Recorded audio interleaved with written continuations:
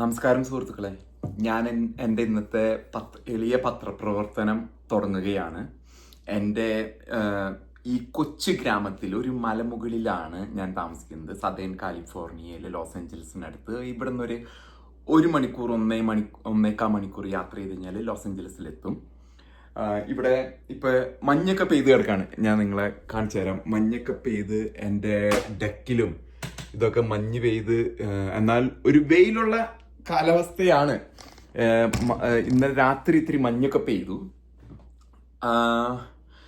അപ്പൊ ഞാൻ ഇന്ന് പ്രതിപാദിക്കുന്ന വിഷയം എന്ന് പറഞ്ഞാല് നഴ്സിംഗ് മേഖലയിൽ കേരളത്തിൽ നടക്കുന്ന ചില വിവാദങ്ങൾ. അതിൽ കുറെ പ്രമുഖരായ വ്യക്തികൾ ഇടപെട്ടിരുന്നു. യൂട്യൂബേഴ്സ്, മാത്യു സാമുവൽ ഇടപെട്ടിട്ടുണ്ട്, മറുനാടൻ ഷാജൻ, പിന്നെ ജാസ്മിൻ ഷാ എന്ന UNAയുടെ തലപ്പത്തിരിക്കുന്ന വ്യക്തി. ഇതില് നമ്മൾ മനസ്സിലാക്കേണ്ട കുറച്ച് കാര്യങ്ങൾ, ഇവർ തമ്മിൽ വാദപ്രതിവാദങ്ങൾ. ഒരാൾ ഒരു വീഡിയോ ചെയ്യുന്നു, അതിന് ബദലായിട്ട് ചെയ്യുന്നു. ഞാൻ അതിൻ്റെ ഇടയിൽ കൂടെ ഞാനൊരു വീഡിയോ ചെയ്യുന്നു. ജാസ്മിൻ ഷായും അദ്ദേഹത്തിന്റെ ഭാഗം പറയുന്നുണ്ട്. അപ്പം കഴിഞ്ഞ വീഡിയോയിൽ മറുനാടൻ ഷാജൻ ജാസ്മിൻ ഷായെ പിന്തുണയ്ക്കുന്നു ഈ കാര്യത്തിൽ. അദ്ദേഹത്തിന്റെ അപ്പൊ ഈ എന്തുകൊണ്ടാണ് മറുനാടൻ ഷാജൻ ജാസ്മിൻ ഷായെ പിന്തുണയ്ക്കുന്നത് എന്ന് ഇതിന് ഒരു കോമ്പറ്റീഷൻ ഉണ്ട്, ഇതിൽ ഒരു മത്സരം നടക്കുന്നുണ്ട്. അപ്പൊ മറുനാടൻ ഷാജി ഇത്ര നാളുണ്ടായിരുന്ന ബേസ് എന്ന് പറഞ്ഞത് സംഘികളാണെന്നാണ് പറയുന്നത്. സംഘികളും ക്രിസംഘികളെയും വെച്ചിട്ടാണ് മറുനാടൻ ഷാജൻ ഇത്ര നാളും അദ്ദേഹത്തിന്റെ അടിത്തറ 25 ലക്ഷം സബ്സ്ക്രൈബേഴ്സ് ഉണ്ടാക്കിയത് ഈ പിണറായി വിജയന്റെ സർക്കാരിനെയും അങ്ങനെയുള്ള ഇതിനെയും ഇത് ചെയ്തിട്ടാണ്. മാത്യു സാമുവലും അതേ ലൈനിലാണ് പോയിരുന്നത്. അപ്പൊ എന്നോട് കുറച്ച് ആൾക്കാർ പറഞ്ഞത് എന്താണെന്ന് വെച്ചാല്, മറുനാടൻ ഷാജന് 25 ലക്ഷം സംഘികളിൽ നിന്നും ക്രിസംഘികളിൽ നിന്നും ബേസ് ഉണ്ടാക്കി. ഇനി അദ്ദേഹത്തിന് വേണ്ടത് സുഡാപ്പി പിന്തുണയാണ്. അതുകൊണ്ടാണ് മറുനാടൻ ഷാജൻ അദ്ദേഹത്തിന്റെ നിലപാടുകൾ മയപ്പെടുത്തിയിട്ട് അപ്പുറത്തുള്ള കുറച്ച് മീനെയും കൂടി പിടിക്കാമെന്നുള്ള ഇതിലാണ് ജാസ്മിൻ ഷാനെ പിന്തുണച്ചിരിക്കുന്നത്. അതോടൊപ്പം തന്നെ കുറച്ച് വിവാദങ്ങളും അതിൽ വ്യക്തിഗതമായിട്ട് നിങ്ങളൊന്നും കണ്ട കുറച്ച് വിവാദങ്ങൾ ഇതുമായിട്ട് ബന്ധപ്പെട്ട് ഞാൻ കഴിഞ്ഞ വീഡിയോയിൽ പറഞ്ഞിരുന്നു. ആരാണ് നഴ്സിംഗ് പരീക്ഷയുടെ ചോദ്യപേപ്പർ ചോർത്തിയത്?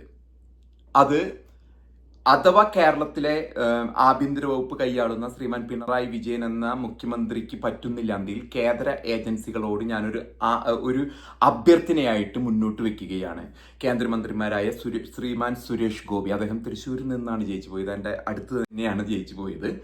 പിന്നെ മന്ത്രിയായ ശ്രീമാൻ ജോർജ് കുര്യൻ, ഇവർ രണ്ടാളും കേന്ദ്ര സർക്കാരിൻ്റെ ഇതിൽ പെടുത്തി എന്താണ് നഴ്സിംഗ് പരീക്ഷയിലെ ഈ കേരള സർക്കാർ ഇത് മാന്യമായിട്ട് അന്വേഷിച്ചിട്ടുണ്ടോ, ആരൊക്കെയാണ് ഇതിൽ ഉൾപ്പെട്ടിരിക്കുന്നത്.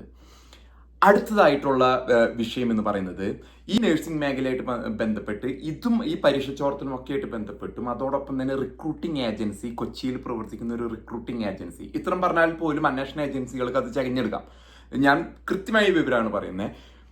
ഈ റിക്രൂട്ടിംഗ് ഏജൻസികൾ നടത്തി ബിനാമി പേരിൽ ഇതുമായിട്ട് ബന്ധപ്പെട്ട ആരൊക്കെയോ നടത്തുന്നു. ഞാനിത് മുന്നേ ഉന്നയിച്ച ഇതാണ്, അത് വീണ്ടും ഞാൻ ഉന്നയിക്കുകയാണ്.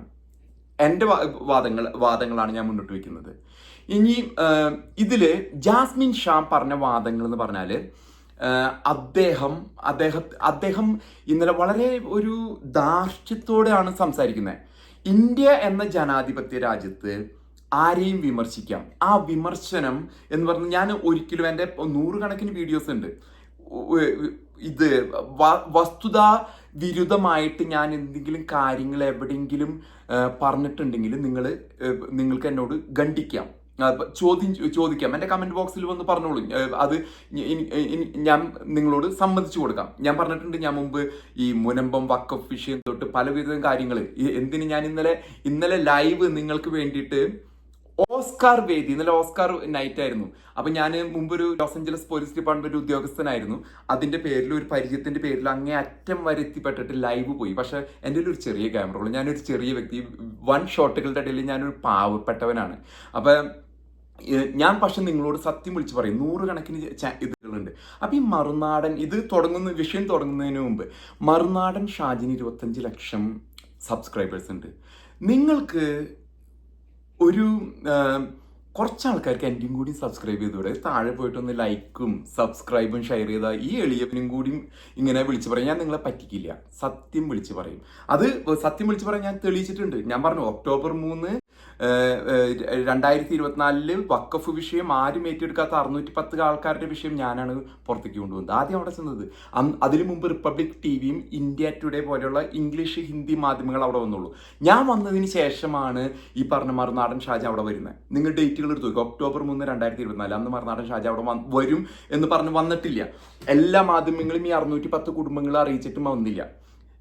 അതുപോലെ തന്നെ മറ്റ് ചാനലുകളൊക്കെ ഞാൻ വന്നതിന് ശേഷമാണ്. അവിടെയുള്ള വേളാങ്കണ്ണി മാതാ പള്ളിയിലെ അച്ഛന്മാർ, അവിടെയുള്ള നല്ല നല്ല ഇതുകളായിട്ട് നല്ല അവിടുത്തെ ഇതായിട്ട് സംബന്ധിച്ച് ഈ വിഷയം പുറത്തേക്ക് കൊണ്ടുവന്നത് ഞാനാണ്. അഹങ്കാരം കൊണ്ട് പറയല്ല. ഞാൻ പറയുന്നതൊന്ന് സബ്സ്ക്രൈബ് ചെയ്യൂ, നിങ്ങൾ ഷെയർ ചെയ്യൂ, ലൈക്ക് ചെയ്യൂ. തെണ്ടിയിട്ടല്ലേ, വെറുതെ അല്ലല്ലോ.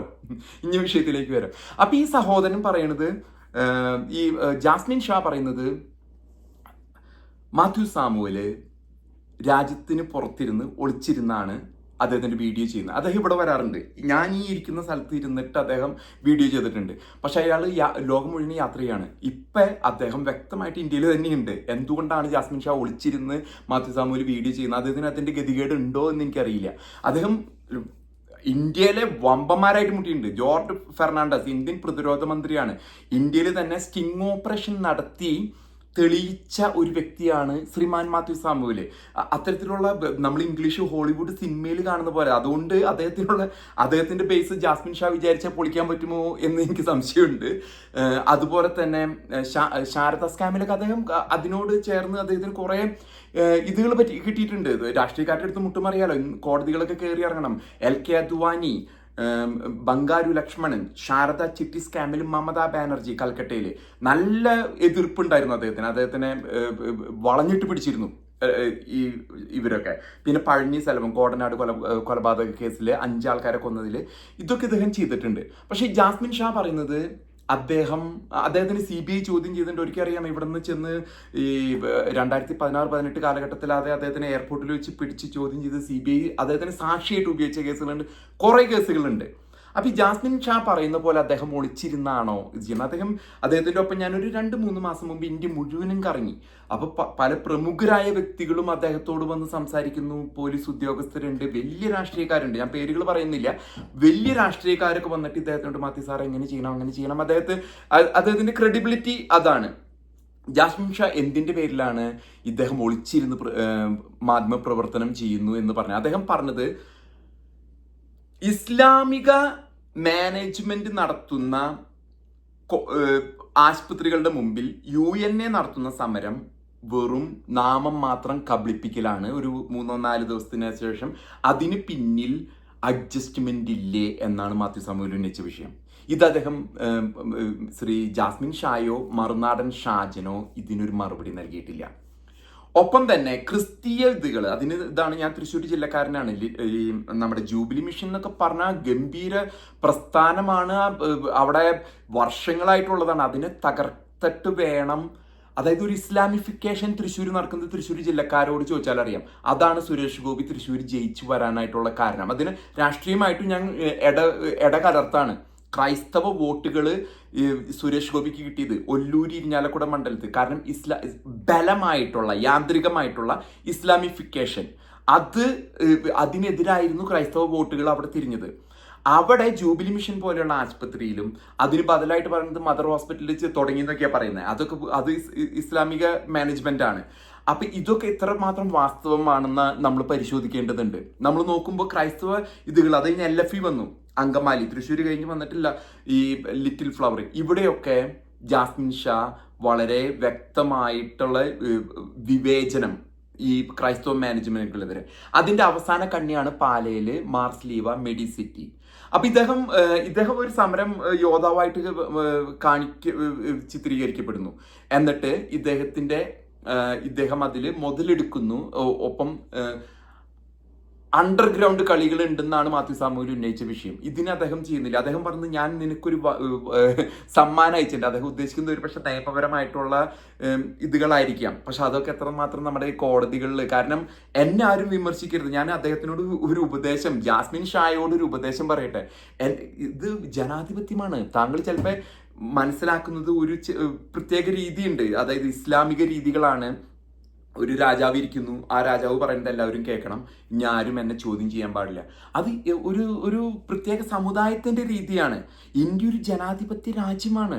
അവിടെ ജനങ്ങളും തുല്യത, ആ ഒരു ഇസ്ലാമിക രീതി ഇവിടെ പറ്റില്ല. ചോദ്യങ്ങൾ ചെയ്യും. നിയമപരമായിട്ട് നോട്ടീസ് അയക്കേണ്ടത് താങ്കളുടെ ഒരു ഭാഗമാണ്, താങ്കളുടെ അവകാശമാണ്. അപ്പൊ മാത്യു സാമുവൽ അതിന്റെ മറുപടിയുമായിട്ട് വരും ചിലപ്പോൾ. ഒരു പക്ഷെ ഞാൻ മുമ്പൊരു കേസ് ഞാൻ പറഞ്ഞു, KP യോഹന്നാന്റെ കേസിൽ കാഞ്ഞിരപ്പള്ളി കോടതിയിൽ വന്നപ്പോ KP യോഹന്നാൻ തോറ്റുപോയി. ആ കേസ് തള്ളിപ്പോയിപ്പോ ആ വക്കീലുമായിട്ട്, മാത്യു സാമുവലിന്റെ വക്കീലായിട്ട് ഞാൻ സംസാരിക്കുന്ന വേളയിൽ കൗണ്ടർ സൂ, അതായത് ഒരാളെ അന്യായമായി കോടതി കൊണ്ടുപോയി കഴിഞ്ഞാൽ, എന്നെ അന്യായമായി കോടതി കൊണ്ടുപോയി, അതുകൊണ്ട് എനിക്ക് നാശനഷ്ടം ഉണ്ടായി, കോടികളുടെ, KP യോഹന്നാനൊക്കെ കോടികളുടെ കൗണ്ടർ സൂ ആണ് കൗണ്ടർ സൂട്ട് ഫയൽ ചെയ്ത് വാങ്ങിയെടുക്കുന്ന ഇത്. അപ്പൊ അതിലും ഇതുകളുണ്ട്. അപ്പൊ താങ്കൾ പറഞ്ഞു ഞാൻ സമ്മാനം അയച്ചു, വാങ്ങിയെടുക്കാൻ മാത്യു സാമുവൽ പേടിച്ചു പോയി. മാത്യു സാമുവൽ ഇന്ത്യയിലുണ്ട്.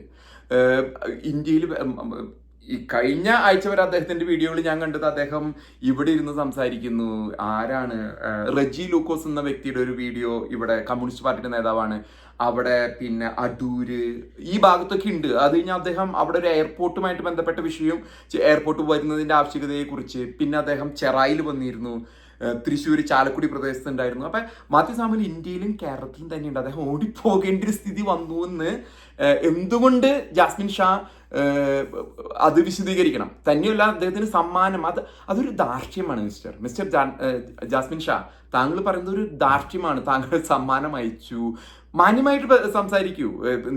നിങ്ങളോട് ഉയർത്തിയ വിഷയങ്ങൾ ഒന്ന്, താങ്കൾ ഇസ്ലാമിക മാനേജ്മെന്റിന്റെ അണ്ടറിലുള്ള ലേക്ക് ഷോർ, ആസ്റ്റർ സിറ്റി മുതലായ ഇവിടെ നാമം മാത്രമായ സമരം നടത്തുന്നു. എന്നാൽ ക്രൈസ്തവ മാനേജ്മെന്റുകളുടെ ആശുപത്രികൾക്ക് മുമ്പിൽ ശക്തമായ സമരം താങ്കൾ അയച്ചുവിടുന്നു, പ്രതിയോഗിക്കുന്നു. ഒപ്പം തന്നെ അമൃതയില് അപ്പൊ അവര് നോക്കുമ്പോൾ ഇത് വിവേചനമാണ്. ഒരു സംഘടനയെ കൊണ്ടുപോയിട്ട് വിവേചനപരമായിട്ടാണ് താങ്കൾ ഈ കാര്യങ്ങൾ ചെയ്യുന്നത്. അതിന് താങ്കൾ ഇന്നവരെ മറുപടി പറഞ്ഞിട്ടില്ല.